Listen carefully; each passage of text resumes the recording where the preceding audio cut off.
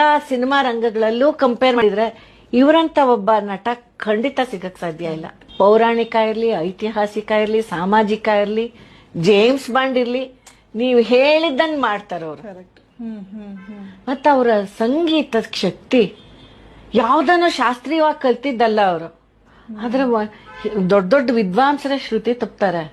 But ಇವರು ಆ ಚೈತ್ರ ಏನು ಜೀವನ ಚೈತ್ರ ಹಾಡಲ್ಲಿ ಅದಕ್ಕೆ ಅವ್ರಿಗೆ ಅವಾರ್ಡ್ ಕೂಡ ಬಂತಲ್ಲ. ನಾದಮಯ ತೋಡಿ ರಾಗ ತುಂಬಾ ಘನವಾದ ರಾಗ, ತುಂಬಾ ಕಷ್ಟ ಅದನ್ನ ಹಾಡೋದು.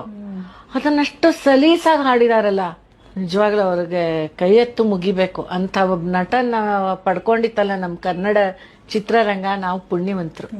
ಕಳ್ಕೊಂಡಿದ್ದಕ್ಕೆ ಅದೃಷ್ಟ ಇಲ್ಲ.